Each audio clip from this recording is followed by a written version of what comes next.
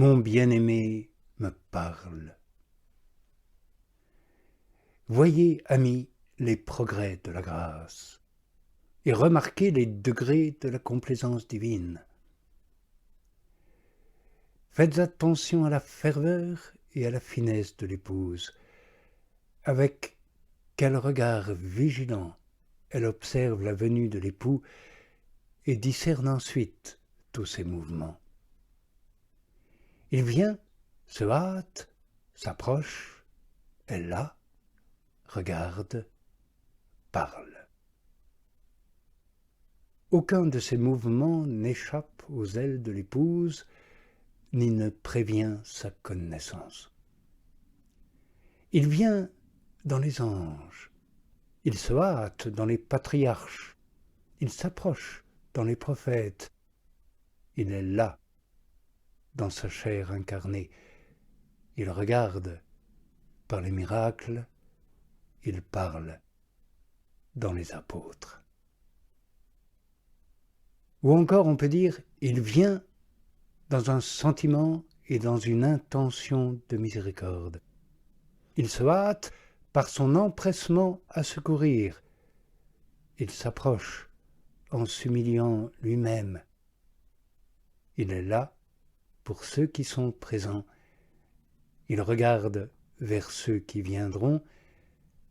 Il parle en nous, instruisant du royaume de Dieu dans un langage persuasif. Oui, telle est la venue de l'époux. Les bénédictions et les richesses du salut sont avec lui, et tout ce qui se rapporte à lui regorge de délices, débordant de mystères joyeux et salutaires. Or, celle qui aime veille et observe.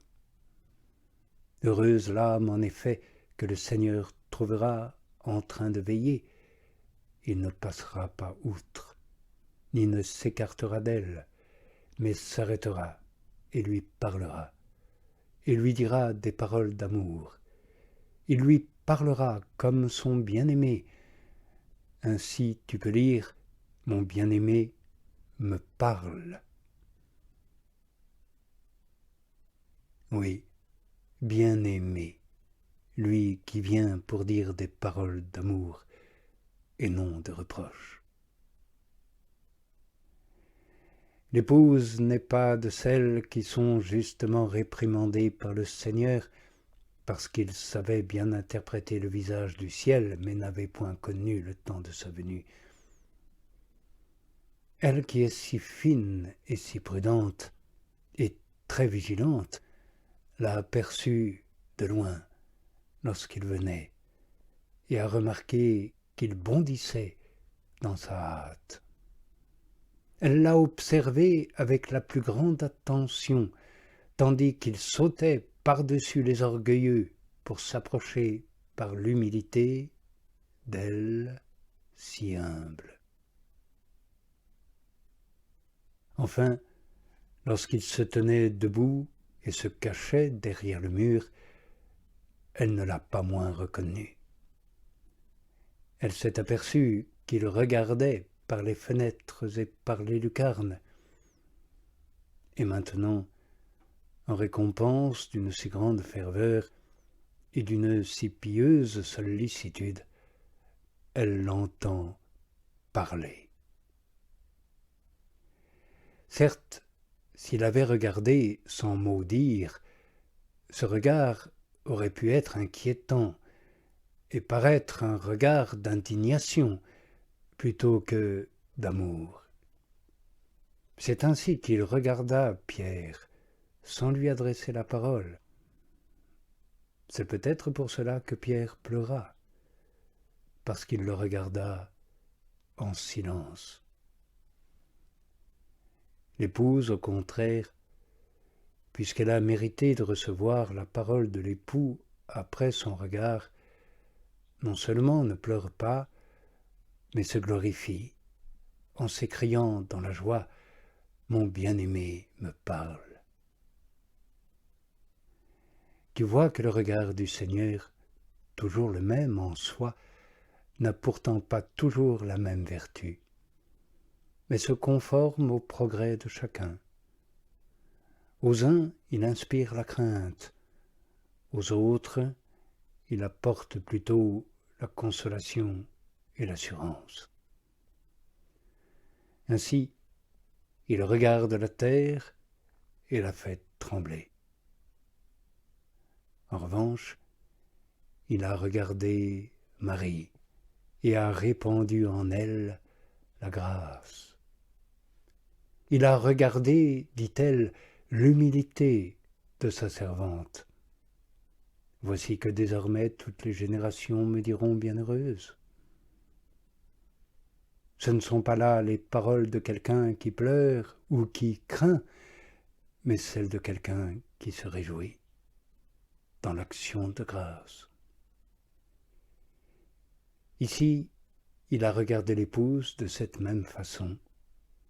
Elle n'a pas tremblé, elle n'a pas pleuré comme Pierre, car elle n'avait pas des pensées terrestres comme lui.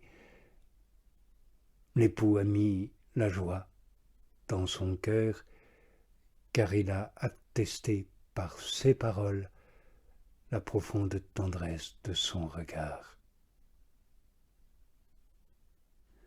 Enfin, écoute les paroles qu'il prononce. Elles ne sont pas d'un homme en colère, mais d'un amoureux. Oui, il est dit ensuite, « Lève-toi, hâte-toi, mon ami, ma colombe, ma belle. »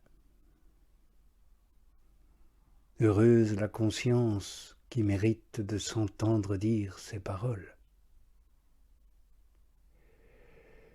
Lequel d'entre nous, à ton avis, est assez en éveil pour prêter attention à l'instant où Dieu le visite? Qui observe assez attentivement chacune des démarches de l'époux pour être prêt à lui ouvrir dès qu'il arrive et frappe? Car ces paroles ne se rapportent pas si exclusivement à l'Église que chacun de nous, qui sommes tous ensemble, l'Église, ne doivent participer à ces bénédictions. C'est à cela que nous tous, en général et sans distinction, nous avons été appelés, afin de recevoir les bénédictions en héritage. De là vient que quelqu'un osait dire au Seigneur, « J'ai obtenu en héritage tes témoignages pour l'éternité, car ils sont la joie de mon cœur. » Grâce à cet héritage, je pense, il se savait d'avance le Fils de son Père qui est aux cieux. Or, s'il était fils, il était aussi héritier, héritier de Dieu, co-héritier du Christ Jésus. Oui, c'est une grande chose qu'il se glorifie d'avoir obtenu par cet héritage les témoignages du Seigneur. Pour moi, si seulement je recevais du Seigneur un seul témoignage en ma faveur, puisque celui-là se réjouit d'en avoir reçu non pas un seul, mais plusieurs. Car il dit encore, « Dans la voix de tes témoignages, j'ai trouvé autant de délices que dans toutes les richesses. » En fait, que sont les richesses du salut, les délices du cœur, la sécurité vraie et garantie de l'âme, sinon les attestations du Seigneur? Car, est-il dit, ce n'est pas celui qui se recommande lui-même qui est agréé, mais celui que Dieu recommande. Pourquoi jusqu'ici sommes-nous frustrés de ces recommandations ou de ces attestations divines et privés de l'héritage paternel? comme s'il ne nous avait pas engendrés, nous aussi, de son plein gré, par sa parole de vérité.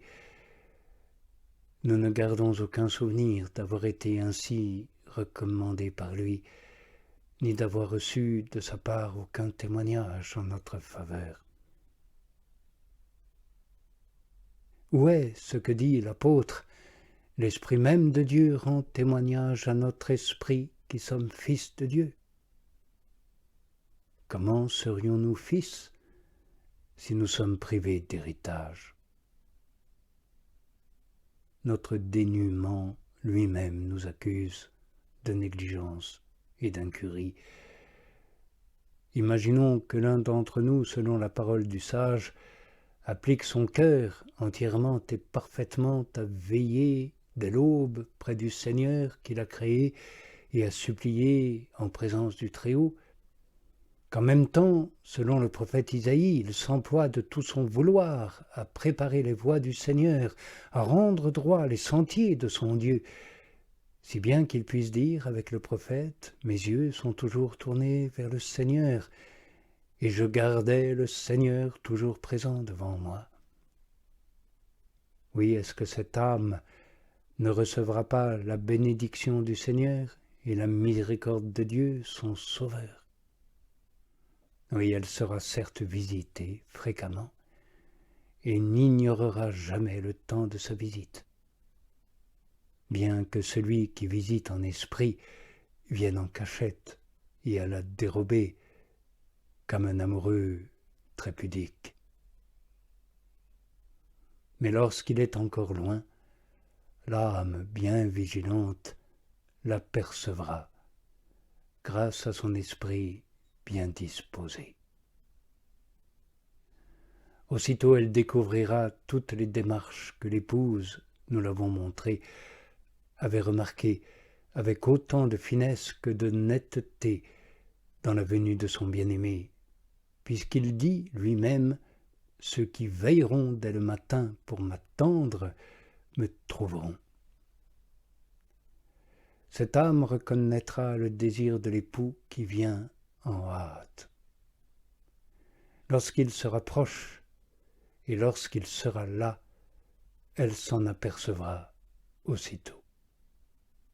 Elle verra d'un œil ravi l'œil de l'époux qui la regarde, se glissant comme un rayon de soleil par les fenêtres et les fentes du mur.